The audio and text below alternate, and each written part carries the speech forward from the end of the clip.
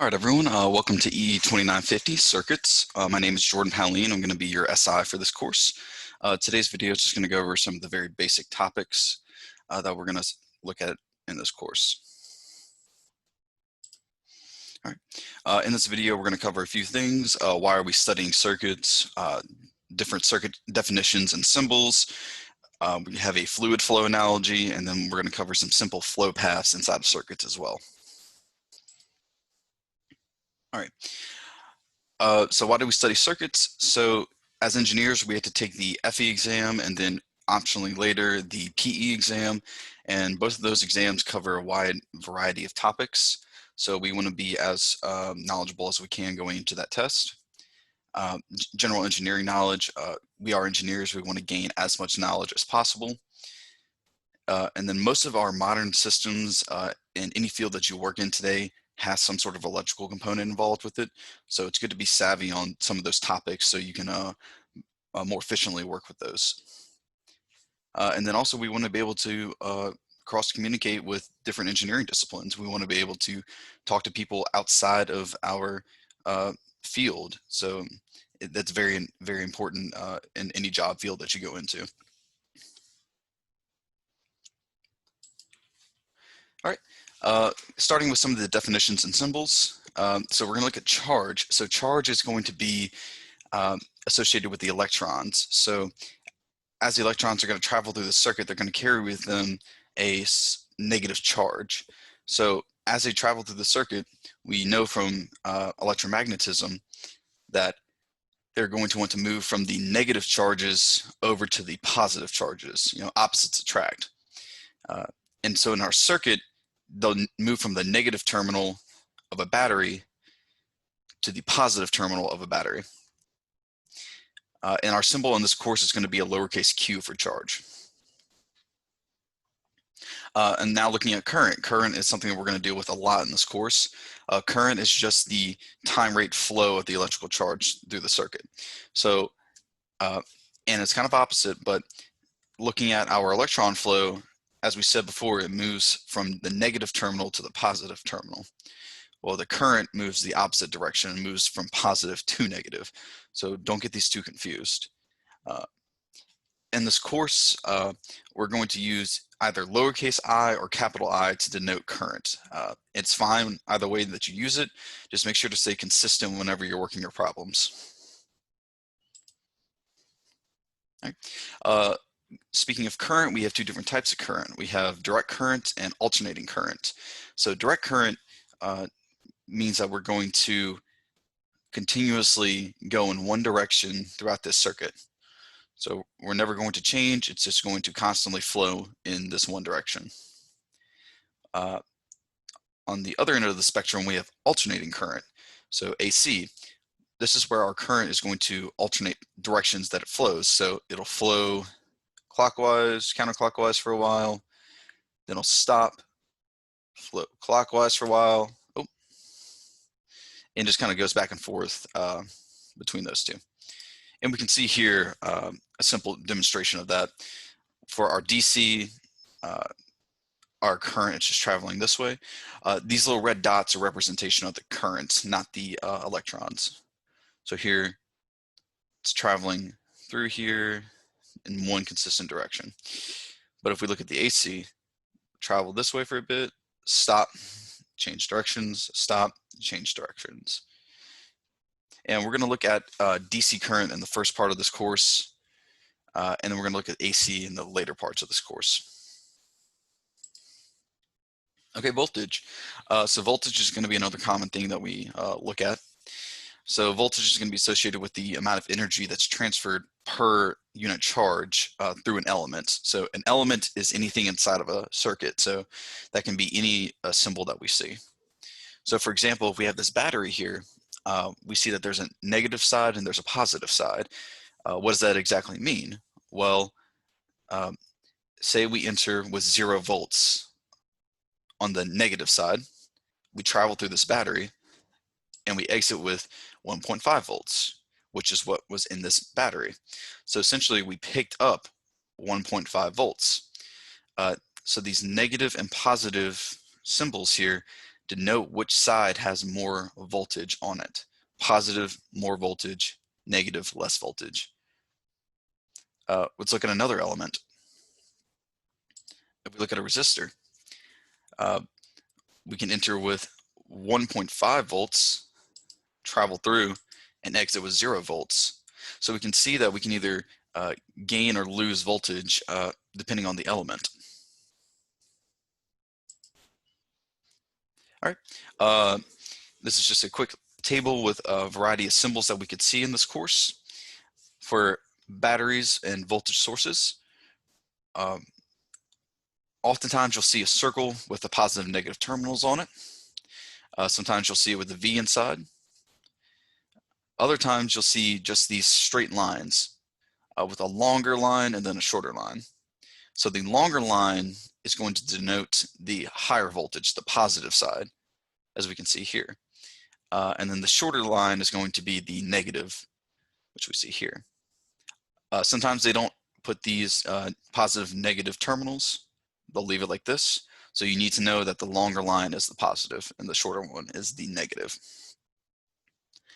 Later on in the course, we'll see this, where there's a kind of a sinusoidal pattern in it. That is going to denote AC, and we'll look at that later. But there's a reason why it looks like a sinusoidal, because the what it's supplying is supplied in a sinusoidal pattern.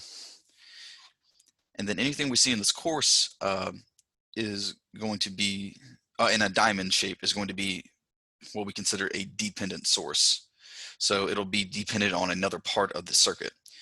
So if we see circles, these are independent, which means they're constant. But if we see a diamond, that means dependent, which means it's a part of something else. And we'll look at example problems of these later on in later videos. Current sources are going to have arrows inside of them. And as we can see here with a DC, it just says 2A, so constantly 2 amps are being pumped out. If we look over here though, it has that sine part in it, sine, and then there's the pi and t. So this is going to be an AC part, and this will be in the second half of the course. Looking at a resistor, I'm sure most of us are familiar with, it just looks like a squiggly line, mountain range shape. We're going to denote that with an R for its symbol, or its letter, yeah. A capacitor, so a capacitor is going to have a curved plate on it.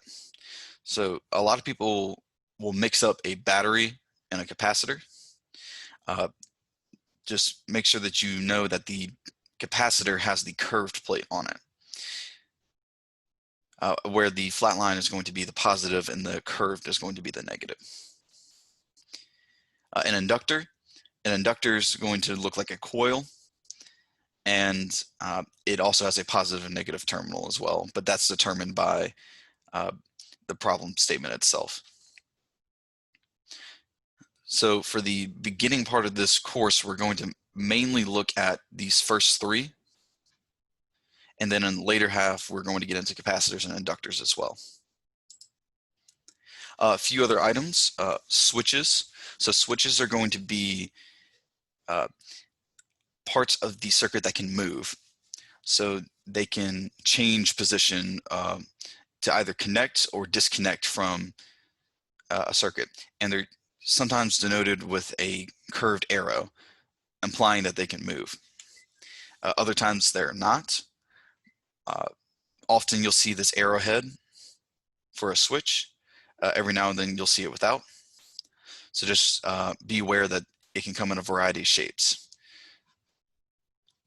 And also notice that you can, for a switch, you can have it connect to one wire, or you can have it connect to different wires. So it can connect to this option or this option here, or it can be in the middle between the two, connected to either one. Taking a look at a ground, so a ground is going to be useful for different analysis techniques that we're going to look at in a few weeks. And it's just denoted by these three lines that get smaller and smaller as you go down. A node is any given point on a circuit. So it can be at a corner, at a junction where two wires meet. It can be anywhere. All it is a point of reference within a circuit. And we can just see them there. So we can really place these nodes anywhere we want. Okay. Looking a little bit deeper into switches, so switches are devices that will either allow or prevent current from flowing through a circuit.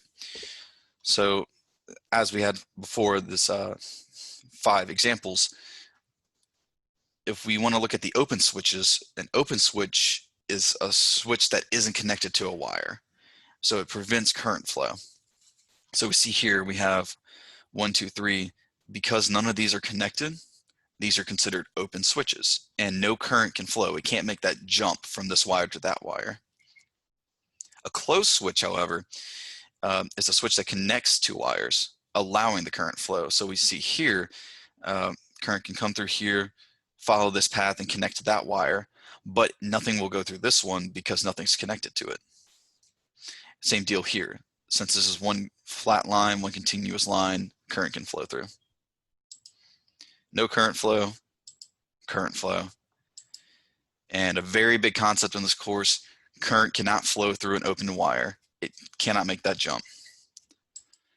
And just as a quick memory technique, this little animation was made, granted I'm no artist, so imagine you're trying to jump across a big gap between two cliffs and you try to make that jump.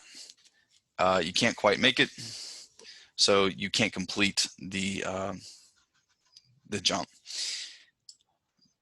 However, if you try to do that with a bridge, you can make it across just fine. All right, so now kind of something that we'll look at a little bit and I'll reference every now and then through these videos is something we call the fluid flow analogy. So this is going to be similar to water in pipes. So whereas we can say that, okay, we have a battery, wires, and resistors in a electrical design, we can say we can make the same analogies with pumps, pipes, and then bottlenecked points. So looking at these analogies, we say like the pump is going to send water through this pipe system. It'll travel through, it'll hit this bottleneck. It's harder for that water to travel through. It'll exit, keep flowing, and then it'll start again at the pump where it'll just continue the cycle over and over again. Looking at the electrical circuit side, we have a battery. It'll send current out. Current will travel. It has difficulty passing through the resistor. We'll go through, keep traveling, and then it'll end up back at the battery and start the cycle over again and keep traveling through. Looking at a different type of diagram, similar in concept, we have the pump here that will send water through, but now it has two options to travel down. So it'll send some this way, it'll send some that way. They'll both travel through, they'll both exit, they'll meet back up, and they'll combine, and they'll go back through the pump and repeat the cycle. So send it through, split up, meet here, combine, and repeat the cycle over again. All right, and then the same thing with the battery. So we'll send some current through, the current will split up, it'll go through these two resistors, it'll exit, it'll meet here, it'll combine, and then it'll go through the battery again and repeating the cycle over again. All right, that is the end of this slideshow. This is just a very basic introduction to some of the definitions and symbols that we're going to be looking at in this course. There are going to be more detailed videos on these topics later on. I just wanted to kind of put this out there so everyone can get their feet wet. If anyone has any questions, please feel free to contact me. I will be putting out more videos very soon. Other than that, thank you very much and have a great day.